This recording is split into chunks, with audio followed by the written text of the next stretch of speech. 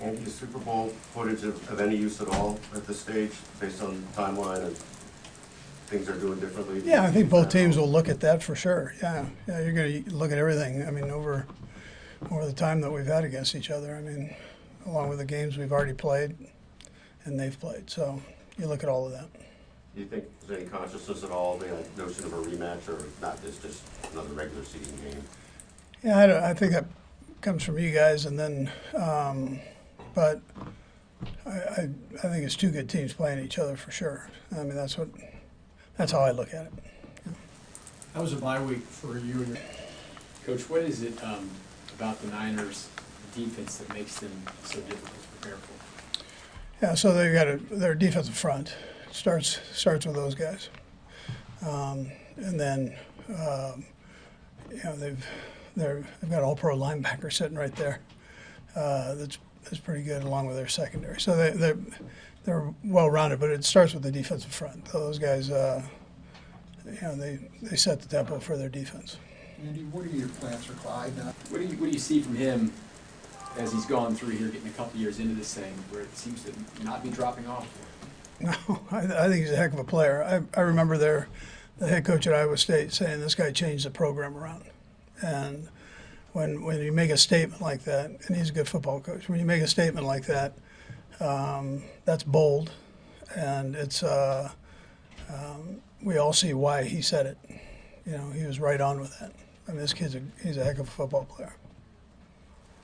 What was just kind of your impression so far, just how much that Juju has kind of been able to kind of pick up where he was, in 2022 when he was with you guys? Yeah. Well, first of all, he's a veteran. He works hard and he's smart. So I think all of those kind of go into that. And Pat has trust in him. So, and we as coaches have trust in him, and we've tried to put him in good positions for his strengths and try to utilize those. And that's, I think all of those things kind of add up to production.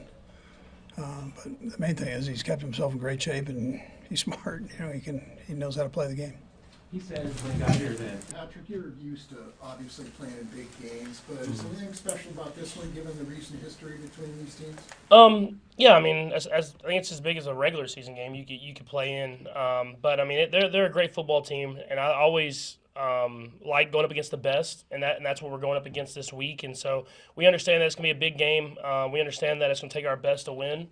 And so you just have to have extreme focus and know that it's going to be one play that kind of decides the entire game. You talked before about your interest in NFL history. Are you kind of aware of what this rivalry is, what its place in NFL history is now? Yeah, in a sense. I think whenever you have two great football teams that meet up in the Super Bowl and meet up in all these big games, there's going to be a history between that. And so obviously we've been able to win those games, but we know how good this football team is, and we have a ton of respect for them. And so it's not like one play couldn't have changed all these football games. And so we're going with that mindset of we just got to make the plays whenever they count. When you watch the last two drives of last year's game, offensive drives, what goes through your mind when you see those two drives? I think the biggest thing that is the guys just stepped up and made plays. I mean, it wasn't one guy. It was everybody, and guys just continued to make plays and did their job, and that's what special football teams do. And it was this close. I mean, there's a play here and there that if that changes, then they win. And so that's kind of the NFL, and especially when you get two of the top teams going up against each other. Recognizing that part of the bye week is to get a leg. What qualities make Juju Smith-Schuster a good player for that role opposite Kelsey? Yeah, I think he just does a good job of knowing where to be at, knowing the full concept of the offense, getting himself open in man-to-man coverage, and then just doing whatever it takes to be good. I mean, he'll block, he'll catch the ball, he'll run routes to get other guys open.